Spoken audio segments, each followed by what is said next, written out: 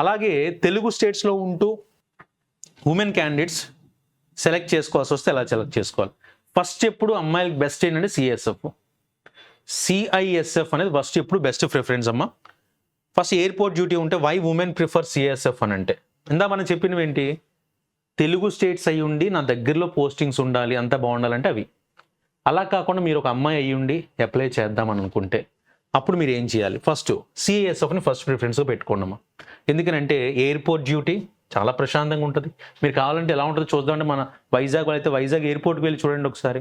అక్కడ చాలా తెలుగు అమ్మాయిలు కూడా అక్కడ అందులో పనిచేస్తూ ఉంటారమ్మా సిఐఎస్ఎఫ్ ఎంప్లాయీస్గా.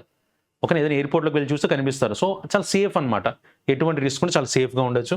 ఫిక్స్డ్ షిఫ్ట్స్ ఉంటాయి, లెస్ ఫీల్డ్ డ్యూటీ ఉంటుంది, more women friendly posting. Women friendly postings ఏంటంటే మీరు ఇలా బయటికి తిరగటం కానీ జంగిల్స్లో తిరగడం ఇవన్నీ ఇబ్బంది ఏమి ఉండదు, హ్యాపీగా ఆఫీస్ టైప్ జాబ్స్లో అనిపిస్తుంది అనమాట.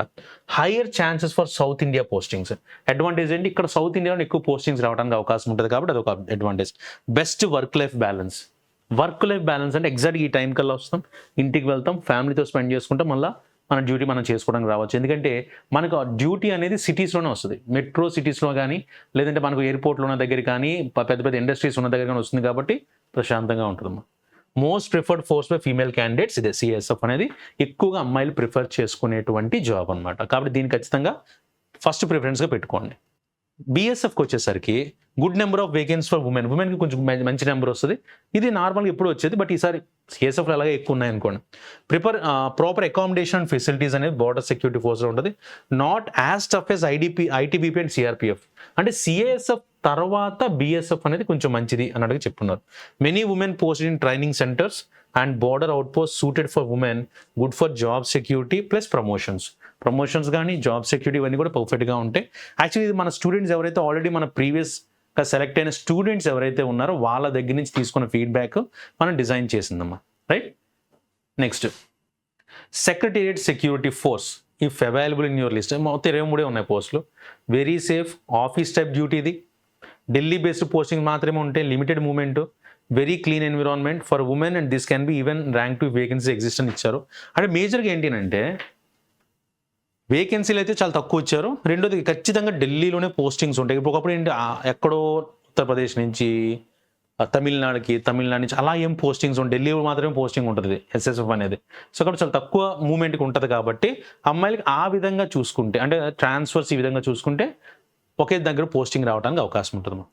నెక్స్ట్ శస్త్రసీమ బల్కి వచ్చేసరికి మోడరేట్ డ్యూటీ అమ్మ, మరీ టఫ్గా ఉండదు, మరీ ఈజీగా ఉండదు.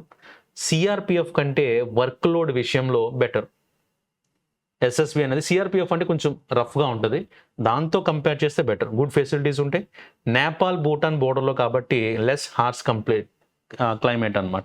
అంటే ఇప్పుడు సపోజ్ హిమాలయన్ వాటిలో చాలా హార్డ్గా ఉంటుంది క్లైమేట్, ఇక్కడ కొంచెం డిఫరెంట్గా ఉండడానికి ఛాన్స్ ఉంది. నెక్స్ట్ ఐటీబీపీకి వచ్చేసి ఇందాక చెప్పి ఐటీబీపీ అనేది ఎప్పుడు కూడా కొంచెం స్ట్రాంగ్, ఎక్స్ట్రీమ్లీ కోల్డ్ కండిషన్స్ మనం హిమాలయాస్ ఆ రేంజ్లో పనిచేయాల్సి వస్తుంది కాబట్టి. సో ఎక్స్ట్రీమ్లీ కోల్డ్ క్లైమేట్స్ అని ఉంటాయి. హై ఆల్టిట్యూడ్ పోస్టింగ్, బాగా ఎత్తైన ప్రాంతాల్లో పోస్టింగ్స్ వస్తాయమ్మా. Not recommended for women who preferred comfort duty. So ఇలాంటి వాటిని మనం లాస్ట్లో పెట్టుకోవడం బెస్ట్. ఐటీబీపీ అనేది కొంచెం లాస్ట్లో పెట్టుకోవడం best. Tough physical environment. So అంటే ఎవరిని తక్కువ చేసి మాట్లాడడం కాదు, ఉమెన్కి వచ్చేసరికి వాళ్ళకు ఉండేటువంటి ఫిజికల్ ప్రాబ్లమ్స్ ఇవన్నీ కూడా మనం కన్సిడర్ చేసుకుంటే ఐటీబీపీని మీరు చివరిలో పెట్టుకోవడం అనేది బెస్ట్ ఆప్షన్గా చెప్పుకోవచ్చు. ఎందుకంటే ఆల్రెడీ ఇక్కడ పనిచేస్తున్న 2-3 స్టూడెంట్స్ కూడా చెప్పిన దాన్ని బట్టి చెప్తున్నాం, కొంచెం టఫెస్ట్గానే ఉంటుంది అన్నట్టుగా వాళ్ళు కూడా ఫీడ్బ్యాక్ ఇవ్వడం జరిగిందమ్మా. సిఆర్పిఎఫ్కి వచ్చేసరికి చూడండి, more field duty, Naxal areas గుర్తుపెట్టుకోండి, ఇది నక్సల్ ఏరియాస్లో మాత్రమే పోస్టింగ్ ఉంటుంది. ఫ్రీక్వెంట్ మూవ్మెంట్ ఉందా చెప్పాను కదా, ఎక్కువగా సిఆర్పిఎఫ్ వాళ్ళకి ఎక్కువగా ట్రాన్స్ఫర్స్ అనేవి ఉంటాయి అనమాట. హయ్యర్ వర్క్ లోడ్ ఉంటుంది. Women generally post in rough, VIP security, law and order, not preferred unless someone wants challenging duty. పెద్దగా ప్రిఫర్ చేయరు. ఖచ్చితంగా వీళ్ళందరినీ కూడా రాఫ్ అనే దాంట్లో కానీ విఐపీ సెక్యూరిటీ కానీ లా అండ్ ఆర్డర్ వాటి కోసం వాడుతూ ఉంటారు. అంటే ఇప్పుడు నార్మల్గా ఏదైనా అల్లర్లు జరుగుతూ ఉన్నప్పుడు సిఆర్పిఎఫ్ వాళ్ళు జంగల్లో కాకుండా నార్మల్గా ఎక్కడన్నా ఎలక్షన్స్ జరుగుతున్నప్పుడు కానివ్వండి, లేదంటే ఏదైనా విఐపీ ప్రోటోకాల్ ఇవ్వాల్సి వచ్చినప్పుడు కానీ జనరల్ పోలీసులకి ఎక్కువగా టఫెస్ట్ సిచ్యువేషన్స్ వచ్చినప్పుడు వీళ్ళు రంగంలో దిగుతారు. వాళ్ళకి ఎక్కువగా ఉమెన్ వాళ్ళకి వాటికి ప్రిఫరెన్స్ ఇస్తారనమాట. ఇప్పుడు సపోజ్ ఏదైనా వినాయక చవితి సంబరాలు జరుగుతున్నప్పుడు కానివ్వండి, లేదంటే శుక్రవారం పూట మసీదుల దగ్గర ప్రహార కాయిపించడం కానీ ఇలాంటివన్నీ కూడా ఉమెన్ సిఆర్పిఎఫ్ ఉమెన్ వాళ్ళకి ఇవ్వడం అవకాశం ఉంటుంది. కంపేర్ టు మెన్ అయితే డైరెక్ట్గా నక్సల్ ఏరియాస్లో ఉంటుంది, కొంచెం టఫెస్ట్గా ఉంటుంది. ఉమెన్కి అయితే ఇలా కొంచెం విఐపీ సెక్యూరిటీ వీటిలో ఇవ్వడానికి అవకాశం ఉంటుందమ్మా. సో ఇవి మీరు గుర్తుపెట్టుకోవాల్సింది ఏంటంటే మీకు సేఫ్టీ వైజ్ కానీ వర్క్ లైఫ్ బ్యాలెన్స్ వైజ్ కానీ posting chance in south India promotions and facilities ఈ ఆధారంగా మీకు కొంత ఇన్ఫర్మేషన్ అయితే ఇవ్వడం జరిగింది. సో ఇప్పుడున్న వేకెన్సీస్ ఆధారంగా చూసుకుంటే మాత్రం సిఐఎస్ఎఫ్లో చాలా ఎక్కువ ఉన్నాయమ్మా. గర్ల్స్ అన్న బాయ్స్ అన్న ఫస్ట్ ప్రిఫరెన్స్ అది పెట్టుకోండి. దాని తర్వాత బిఎస్ఎఫ్ కొంచెం మంచిది. నెక్స్ట్ ఎస్ఎస్బి కానివ్వండి, ఎస్ఎస్ఎఫ్ కానీ ఇవన్నీ పర్వాలా. దాని తర్వాత కంపేర్ చేసుకుంటే ఐటీబీపీ కొంచెం టఫెస్ట్గానే. ఐటీబీపీ కొంచెం హై ఆల్టిట్యూడ్లో వర్క్ చేయాలి. ఇది కొంచెం లాస్ట్లో ప్రిఫరెన్స్ పెట్టుకోవడానికే ప్రయత్నించండి. Right sir. సో ఇది మీకు కొంతవరకు హెల్ప్ అవుతుందని అనుకుంటున్నా. అప్లై చేసే ముందు ఈ ఆర్డర్ని ట్రై చేయండి అమ్మా. నెక్స్ట్ అస్సాం రైఫిల్స్ కానివ్వండి. అస్సాం రైఫిల్స్ కూడా లాస్ట్లో పెట్టుకోవడం బెస్ట్. సో వేకెన్సీ సిఐఎస్ఎఫ్లో వేకెన్సీస్ ఎక్కువ ఉన్నాయి కాబట్టి 13,135 మొత్తం 14,595 వేకెన్సీ గుడ్ వేకెన్సీస్ అనమాట. నెక్స్ట్ సిఆర్పిఎఫ్లో కూడా 5,490 వేకెన్సీస్. అమ్మాయిలైనా అబ్బాయిలైనా హ్యాపీగా సిఆర్పిఎఫ్ సెకండ్ ప్రిఫరెన్స్ పెట్టుకోండి.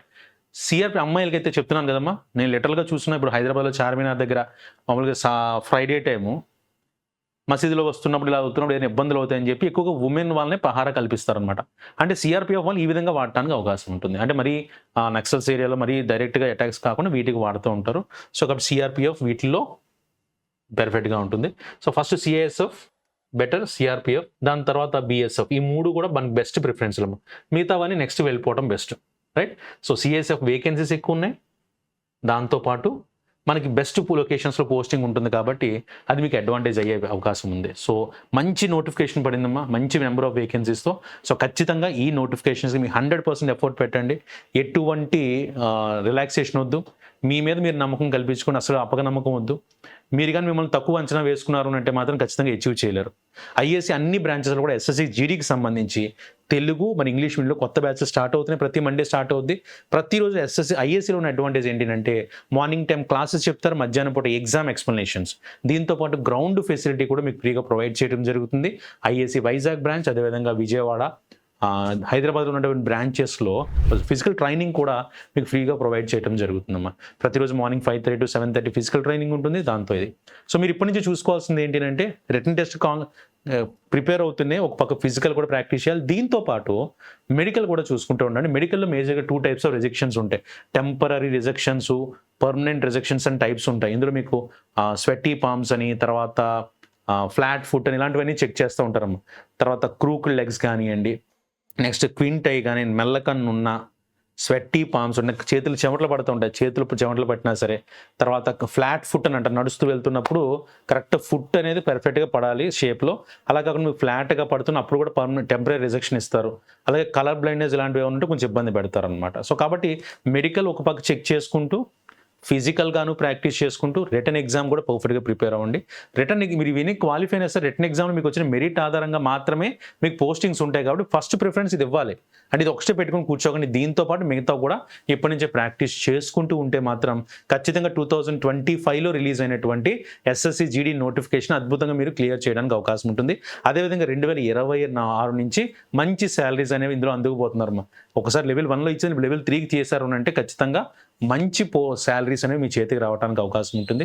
సో ఖచ్చితంగా బెస్ట్గా ప్రిపేర్ అవ్వడానికి ట్రై చేయండి. ఎక్కడా కూడా రిలాక్స్ అవ్వద్దు. మంచి ప్రమోషన్స్ ఉంటాయి, సొసైటీలో మంచి రెస్పెక్ట్ ఉంటుంది. మీరు ఏ క్వాలిఫికేషన్తో పొజిషన్కి వెళ్తారని మర్చిపోండి. బట్ మీ ఎఫర్ట్ అని పెట్టిన తర్వాత ఒక మంచి సొసైటీలో మంచి రెస్పెక్టబుల్ పొజిషన్కి అయితే రీచ్ అవుతారు. Right sir. So all the best. బెస్ట్గా ప్రిపేర్ అవ్వడమా. అన్ని ఐఏసీ బ్రాంచెస్లో కూడా ప్రతిరోజు క్లాసెస్, టెస్ట్లు కూడా పెట్టడం జరుగుతుంది. మేజర్గా కావాల్సిన ఎంత సబ్జెక్ట్ నేర్చుకున్నా టెస్ట్ విని రాయాలి. ఓన్లీ టెస్ట్ రాస్తే సరిపోదా, మొత్తం అక్కడ ఉన్నటువంటి 80 క్వశ్చన్స్కి ఎక్స్ప్లెనేషన్ వినాలి, ఇంక్లూడింగ్ జీఎస్తో సహా. మన అన్ని బ్రాంచెస్ ఇంక్లూడింగ్ జీఎస్తో సహా మీకు ఎక్స్ప్లెనేషన్ అనేది ఇవ్వడం జరుగుతుంది. దాన్ని కానీ మీరు కంటిన్యూ చేసుకుంటే ఖచ్చితంగా బెస్ట్గా క్లియర్ చేయడానికి అవకాశం ఉంటుంది. Thank you.